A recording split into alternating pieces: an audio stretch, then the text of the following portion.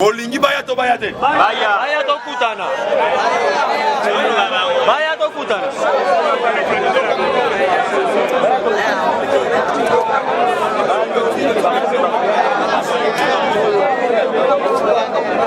Tiens, le porte-parole, il y a UDPS à Bongo, monsieur Augustin Kabouya. UDPS viva. Viva. Le porte-parole de l'UDPS Augustin Kabouya répond les jeunes leaders du PPRD. L'UDPS ne combat pas le parti politique PPRD, mais nous combattons plutôt la politique du régime en place. UDPS viva. Viva. Awa, je crois que les appels les sont pour la bande comme Soussou. Oti le loba ya pakanisa kabiso to yaka awa pour combattre PPRD, d'autres combattent la Kabila. Non, nous on ne combat pas les individus, nous combattons les systèmes. UDPS viva. Viva. Oyo ka déjà to yaka awa pour na kozala informer, pe kozope moins d'ambu ya formation. Mais nous combattons plutôt la politique du régime en place. Les jeunes leaders du PPRD ne doivent pas confondre le pouvoir en place et leur parti politique. Sur la participation des jeunes leaders du PPRD à toutes les messes qui seront organisées par les comités laïcs de coordination, Augustin Kabouya déclare ceci.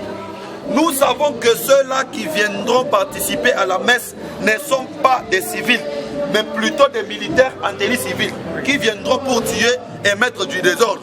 Mais ceux qui passent à Mibali, passent à Nini. Baya. Tokutana ba. La Belgique a fragilisé l'orgueil de Kabila et sa bande à Bonoï.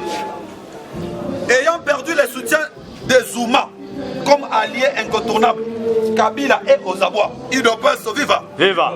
C'est ainsi qu'il est à la recherche des soutiens des circonstances, tels qu'un Meni Fretin et petit calibre comme le président Edgar Lungu de la Zambie. Donc a senti que côté Zuma et le réseau soutien Zuma qui côté Kuna Mugabe akenarata sa nini akenda mutake Luka ake Luka ne Edgar Lungu. Donc ancien président moko boya bengi ya biyo ya kabo ke biya fanda wana zo mushwara pembe. Or mushwara pembe ezali symbole ya kimia. UDPS viva. Viva. Or kimia po ekota na mboka oyo. Solution na monde mobibeza moko. Il faut Kabila sa nini. Ayant une perception fine de réalité congolaise a convaincu les États-Unis et l'Union européenne à s'impliquer dans le processus de la démocratisation paisible en République démocratique du Congo. L'Église catholique a déployé sa propre diplomatie interne pour que toute violation des droits de l'homme soit punie avec extrême rigueur. UDPS viva. Viva. Et c'est là qu'il a fait passer dans la carte. Tolobaki boy. Mario Montemayor. Oyo atindamaki na côté ya pape. Awa. Azalaki na Kananga na cathédrale Saint-Clément. Alobaki boy. Le Saint-Père est en train de travailler avec une diplomatie secrète pour la libération totale de la République démocratique du Congo.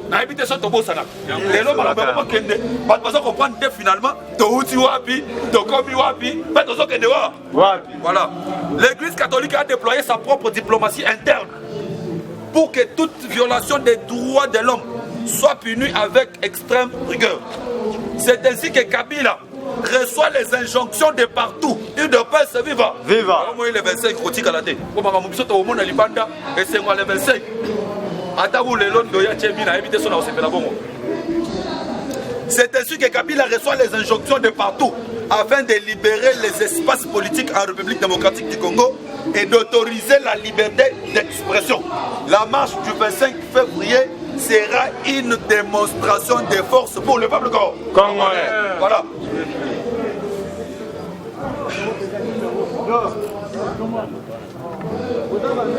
Écophobis.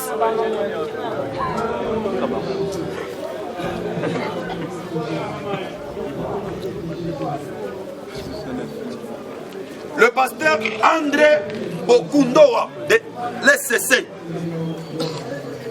Déclaration naïe. Quand les méchants dominent, le peuple gémit. Pasteur André Bokundoa, président et représentant légal de l'Église du Christ au Congo, SCC, s'est prononcé sur la position de sa communauté par rapport à la tension impliquant notamment le pouvoir et le chrétien. Une opposition viva. Viva. Nous sommes appelés des protestants. Pourquoi? Parce que nous protestons toujours contre ce qui n'est pas juste. Bien-aimés, nous voulons vous rassurer que nous sommes protestants et nous devons le rester. Nous n'abandonnerons pas notre identité pour une autre, a-t-il dit à l'ouverture de la 35e session ordinaire du comité exécutif national de l'église protestante ce lundi 19 février à Kinshasa. Pour appuyer ses propos, il a puisé dans la Bible, précisément dans le livre des Proverbes 29, donc, chapitre 29, verset 2. On n'a pas passé au bazar. Le lobby a tiré vers Proverbe 29, verset 2. Le lobby dit un proverbe. Quand les justes se multiplient, le peuple est dans la joie. Quand les méchants dominent, le peuple gémit. Le pasteur André Bokundoa a également affirmé que l'SCC est prête à participer aux manifestations pacifiques organisées par le laïc catholique. Il a à cet effet souhaité que l'église protestante soit préalablement saisie par les organisateurs. Une de paix viva. Viva. Donc ce n'est plus une question. Ah, yo sambela kana mission. Pasteur alobi boy. Ndenge za wa mwana ya mission nyonso. Le 25 oyo. Na balabala e. Wow. Awa tolingi ba récupérateur politique. Tolingi bato bazwaka les devant l'air bagaz ezo betama. C'est ça. Les até bato basiba meni bagaz yo wana oyo bimana sima. Oyo bala ko oyo zalaki. Wa yo tozo beta lisolo ko lekana bato nyonso bazalaki. C'est ça. Toye bananga bien. Donc tolingi ko za la récupérateur té. Il faut qu'on ait la première place. D'ailleurs, pour votre information dans ma manifestation, je n'ai jamais vu Moutou Azan en premier plan à Koufa. Non, on a pété Moutou Azan en katikati ya full à Koufa. Bato ba Koufa reza bino oyo bozala pembeni. Donc on la mouvement ndeya. Oye bela. Ah, Zimba boko. Ah, c'est la Monisco. Aïe. Oye baké. Moutou Tozana ye. Vraiment en dehors il y a Logoré. En dehors, il y a merde. En dehors, il y a médiocre. En dehors, il y a singe. En dehors, il y a méchant. Donc, on a évité ce taureau bâtisseleni. Donc, de l'être à Liboso, ils ont confirmé que Barobi Malelo. Et là, on a tongo à l'être Moussou Sekei. Et le big est Barobi Maté. Et Toyebi Sakibino Awa, Kobi Manabango, c'est sur négociation. Kobi Ma Obabimité, moi je crois que nous devons encourager Balidé en Abisso Bazan en prison. C'est que Baboy, ma proposition, Yakana. Donc Kabila, sous Sinez, à l'époque, quand il y a clair, Djomi a été proposé à maintes reprises. Nous, on a croisé Djomi, Cristiano Azawana. Donc, il est un hôpital, n'a pas marché. Donc, il y a un président Djomi Dongala, solo là. Il y a des choses, il y a une politique, ma beza mingi. Donc, il y a un faible, le roi, oh, ça tombe, oh, donc il s'est pas cédé. Il doit pas se vivre. Il s'est pas cédé. Mais ces gens-là, ils sont à encourager parce que va résister si les lopes va boire bimisa bango. Pour nani ni baboy ko bimisa bango. Il doit pas se vivre. Viva. Na toloba ki a boy. Église catholique azo beta. Donc système de gêne et fumami. Quoi ils allaient ga cardinal yemoko. Ah na moment oh Senko aye. Des allaient non Senko ya moment plutôt. Sur un moment où le cardinal a eu. Le cardinal a dans un côté. Parce que le président Senko, ils allaient Marcel ou Thème. Ils n'ont pas voté. Côté.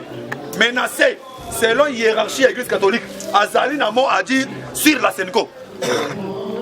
Sur les lois, ils ont Bibi. Et Bibi a lobby. Comité laïque de coordination. Donc, si Bibi Sakango, ils allaient par rapport à Magambo, ils ont autre combinaison. Sur un moment où c'est une cause à réclamer. C'est une cause à réclamer des crispations politiques. Machine à voter, il faut être expert. Il y a tester. Kabila a toujours le conseil de sécurité sous déclaration. Lobby souhait Nabiso. C'est une exigence pour le moment. Kabila, il faut déclarer clairement et publiquement que Arosala est sous candidat. Et là, on a mis balai. Il faut garantir liberté au peuple congolais. Ceux qui vont le balabala, yé moussala naye et ezali ko sécuriser bango, pe ko sale la volonté na ba. Na bango. Si yo mituna. Kabila leki alobi non, ngandenge za bona ozasu candidat.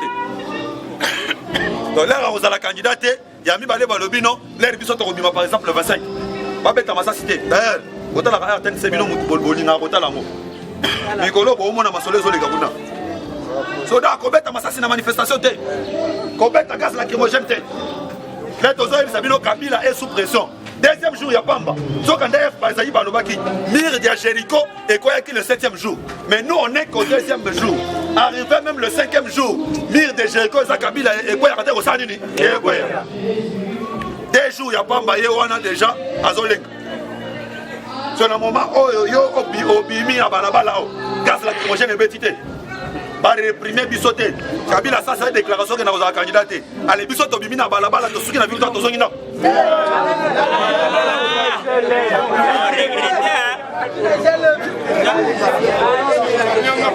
Tu dois pas vivre. Viva. Sikoyo babimi si bango te ponani. Zokande CLC beti bala sima. Léonie Kandola récupéré. Lobi na ebisa kibino ao. Léonie Kandola lobi boy.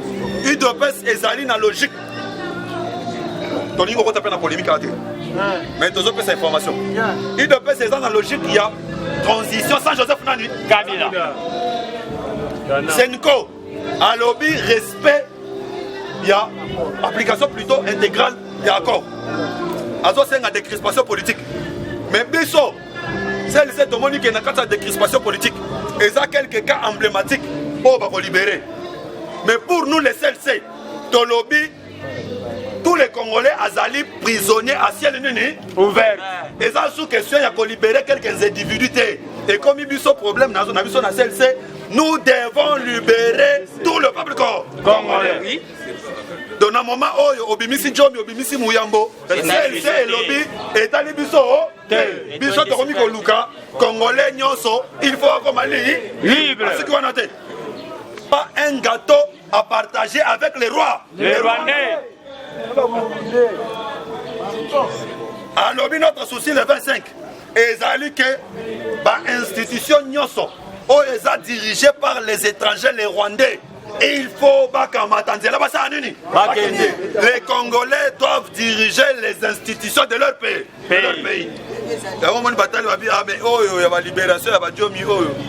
On dirait comme il dit.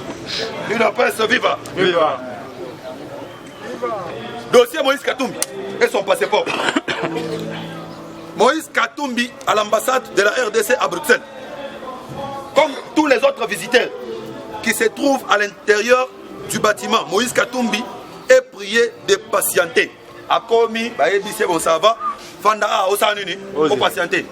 Inutile que y quelques minutes après, Babengi Nakati, Yakarasi, Olingini, Naye Gozo passeport, Moussous biométrique. Bakoti ici na salle wana ya babilo on a biométrique. À côté 10 minutes il y a débat. Zela Azeli a télé. M'appelle les bandits. Mina sema mina kushumuria. Mina boy. Il doit pas se vivre. Viva. Babilu ba ebisier. Tozu ordre na Congo. Demande na yo eza spécial. Toropé ça yo réponse si côté. Zongandaku on va vous appeler. UDPS viva. On a ça quand ça demande d'emploi. Si on continue demande d'emploi, on va vous appeler.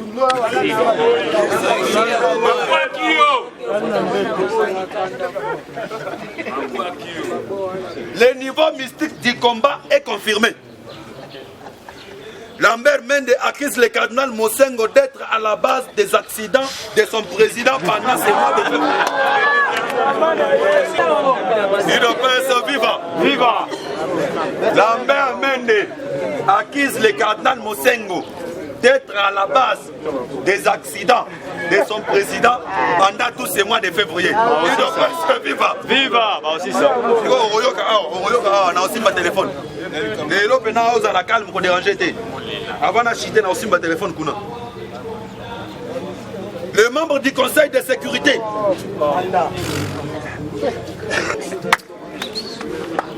Les membres du Conseil de sécurité ont démontré leur souhait. 2 points. Kabila doit dire clairement et en public qu'il ne sera pas candidat pour que le peuple congolais fasse leurs élections seul et dans le calme. UDPS viva! Donc, n'est-ce pas clair? Tous ces gens combattants. Bisonde tous aboye, tous aliba oyo, il y a quelque part appelé dans le pays, moi j'ai raison. La manifestation est ça les marins oyo. Nous on fait le travail à mobiliser chaque jour. Et ça la awa, et ça la bisika no sotokendaka na ba ville na ba changu na ba nini. Et en dehors de ça, na ba manifestation ngo ezali bisonde to mesana na yango eza bongo te. Yango to sengi awa, soki toza 100 personnes place oyo. Dans le barrage chaque jour. Moko na kati na biso à mobiliser ne fût que 50 personnes. Et ça facile. Et ça facile pour bosser mais la église moroboy. Na église wana il suffit aux 8 kaka 10 personnes. Na veni bo 10 personnes. Na côté bokendaka na club d'amis 10 personnes. Na ba réseaux sociaux aux na ba amis na ba réseaux sociaux 10 personnes. Donc au moins que on est quand même 50. Et ça bon côté. Ndenge toza awa biso moko toza prêt à mobiliser bato to koyi ko kanga limiter to sangisi na kalamu et comme ya biso. Et ça bon côté. Yango tozo senga na combattant. Kabila azana suka. To pesa rabino journal moko awa. Oyo to komaka contre toute attente. Les évêques catholiques l'ont découvert au plus profond de l'océan Indien. Il était brutal, mais ils ont réussi à les maîtriser et l'emprisonner dans une bouteille. Madame Soutolobara, les lois de vérité, Bibi les sous. Donc, Nengeza, révélation les sous. Et puis les lois de conseil. On a battu au Bayaka, je crois qu'on a recontredire. Il y a des informations qu'on appelle dessous des cartes. Dessous des cartes, c'est-à-dire quoi? Le président Félix a commencé la rencontre awa ndenge to telemi awa na bino nangai muto ayebi te que président Félix a sali nini rencontre parce que niveau politique na biso na oyaye eza ndenge moko te eza bongo te ndenge moko na secrétaire général. Alors je crois que lelo eza une occasion pour na biso pour na komeka ko expliquer batu oyo bazala mingi na boule ya komeka ko contredire rotala na kaka UDPS viva viva. Confidence d'un prêtre. Mais ensuite est fait. Les faits se concrétisent et le monde des esprits n'a qu'un seul langage. Il doit pas se vivre. Viva. Après si conseil. Si tu as si tu n'as pas n'a pas que Cristiano ko contredire ngate. Si tu as na rotanga ngote. Mais ezali na rotanga place ya site. Les contenus des nouvelles révélations du prêtre. Je tiens d'abord à rappeler aux lecteurs de notre site que les informations que nous publions sont celles censées rester secrètes d'État ou top confidentielles, communément appelées dessous des cartes, de ce qui se passe, ce qui se décide, ce qui se trame à tous les niveaux socio-économiques, spirituels, politiques du monde concernant la République démocratique du Congo, mais que nous dévoilons. Car étant fils de la RDC, nous avons compris que si la RDC est aujourd'hui là où elle est, c'est parce que son peuple n'est pas suffisamment informé des vraies réalités de ce qui se passe sous son dos. Car, comme disent les anciens, tout ce qui est fait pour nous, mais sans nous, est fait contre nous. UDPS vivant est fait contre nous. Alors vous devez savoir, Madame Nyonso et le Bomarana CC. Les informations que vous lisez ou aurez lues ici, vous ne les entendrez nulle part et chez personne pour la majorité, car même les hauts placés l'ignorent. Parfois la prennent qu'après.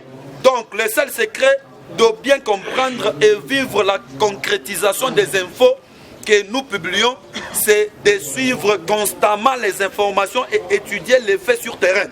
Bien sûr, pas le même jour de la publication, mais après publication. Voilà le pourquoi du sens même de notre site. Notre site avait juste avant le lancement de marches pacifiques qu'organise plutôt les laïcs contre la dictature kabilienne, publié des dessous de ces combats entre l'église catholique et les pouvoirs en place dans Confidence d'un prêtre. et avait expliqué avec force et détail les niveaux dans lesquels cette guerre s'est située. Nous avions bien situé qu'il s'agissait d'une guerre spirituelle. Il ne doit pas se vivre. Des rites et pratiques faites depuis les sommets de l'Église pour immobiliser et maîtriser ou bien livrer les génocidaires présidents de la RDC entre les mains des inconnus. Si nos lecteurs ont bonne mémoire, ils s'en rappelleront directement lorsque le prêtre catholique a cette fois-ci publiquement déclaré à Notre-Dame du Congo que nous portons les combats de la libération du Congo à son niveau mystique. Et ont même par la suite décrété 3 jours de jeûne et prière pour livrer les malfaiteurs de la RDC entre les mains de Dieu. Après nous avoir révélé ces premières choses, il y a encore des nouvelles. Une de paix viva. Révélation et bandit. Oya liboso après ça qui on a bateau bachakate. Si quoi yo prêtre oyo a sali révélation déclaration ne yango wana. Monsieur Joseph Kabila peut tout faire. Rien alors et rien ne marchera. Par contre, il attirera que le malheur sur lui, partout. Lui-même en est conscient, mais il fait semblant de faire le tout va bien en public. Il ne peut pas se vivre. Sauf au moins, il dirait, et là, on va tête. Il ne peut pas se vivre. Ne marchera. Par contre, il attirera que le malheur sur lui. Partout, lui-même en est conscient, mais fait semblant de faire le tout va bien en public. Donc, on a voyagé, à ça l'accident, on dirait qu'il y a un peu de Kabila on paye,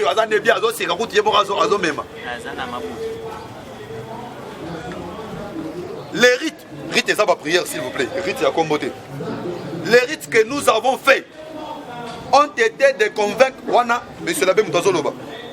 Les rites que nous avons faits ont été de convaincre tout le monde des esprits de l'importance de ne plus les protéger. Ils ne doivent pas se vivre. Donc, l'esprit pour protéger le sous Kabila.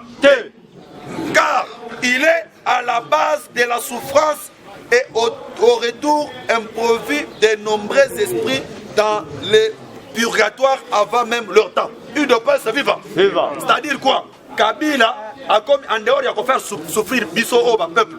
A comme il faut faire souffrir na esprit. Il ne doit pas se vivre. Esprit mususu, ceux qui ont vu pembeni na ye et kamati zongi avant même temps ya kozonga ekoka. Il ne doit pas se vivre. Awa na olobela ba homme spirituel. Na yebi que dimension oyo yo comprendre de. Mais yeba ndengo zawana oza esprit moko oza pembeni pour la protection na yo. Comportement na yo. Yango muté ko sala que esprit wana esa nini ekimo. Yo musala noka ko yiba mbonga batu. Kozwa basa batu. Esprit yamalam ezako kimayo tellement les autres kimayo esprit mabe sikoyo et oluta yo ezako kote ndenge siko Kabila il était temps de lui faire savoir en public parce que lui conseillé par ses proches, il est allé ramener une grande magicienne indienne chez lui pour lui parler de son avenir et de comment faire expiation envers nous. Il ne doit pas se vivre. Il y a des choses qui l'église catholique, la prière pour un niveau spirituel, dimension à lutte sur le plan mystique, au contraire de Bango.